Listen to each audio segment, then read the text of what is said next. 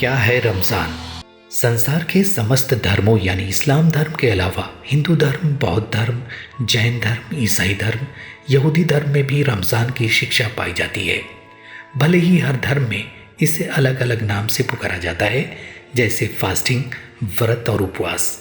इस संपूर्ण ब्रह्मांड और इंसान का अल्लाह यानी ईश्वर एक है। ईश्वर ने इंसान को बनाया और उसकी सभी आवश्यकताओं को पूरा करने का प्रबंध किया। इंसान को इस ग्रह पर जीवित रहने के लिए लाइफ सपोर्ट सिस्टम दिया। इंसान को उसके मूल प्रश्नों का उत्तर भी बताया। ईश्वर ने इंसानों में से ही कुछ इंसानों को चुना जो पैगंबर यानी ईशदूत कहलाए, जिन्होंने ईश्वरीय आदेशानुसार इंसानों का मार्गदर्शन किया। सभी पैगंबरों ने एक ही संदेश दिया कि ईश्वर एक है, दुनिया इम्तिहान की जगह है। पहले के सभी पैगंबरों का मिशन लोकल था, मगर आखिरी पैगंबर हज़रत मोहम्मद सल्लल्लाहु अलैहि वसल्लम का मिशन यूनिवर्सल है। पैगंबर मोहम्मद पर ईश्वर का अंतिम संदेश कुरान दुनिया में पहली बार रमज़ान के महीने में अवतरित होना शुरू हुआ। कुरान बताता है कि दुनिया इंसान के लिए एक परीक्षा स्थल है। इंसान की ज़िंदगी का उद्देश्य ईश्वर की इबादत यानी उपासना है।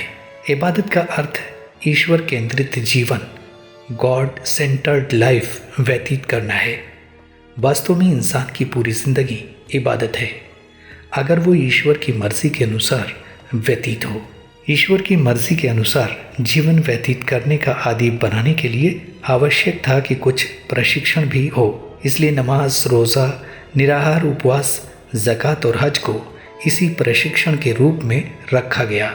इसमें समय, एनर्जी और दौलत की कुर्बानी द्वारा इंसान को आध्यात्मिक उत्थान के लिए लाभदायक बनाने के लिए प्रशिक्षित किया जाता है। इस ट्रेनिंग को बार बार रखा गया ताकि इंसान अच्छाई पर स्थिर रखा जा सके, क्योंकि इंसान अंदर और बाहर से बदलने वाला अस्तित्व रखता है।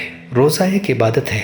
रोज़े को अरबी भाषा में सौम कहते हैं। इसका अर्थ रुकना और चुप रहना है। कुरान में इसे सब्र भी कहा गया है, जिसका अर्थ है स्वयं पर नियंत्रण और स्थिरता व जमाव, स्टेबिलिटी।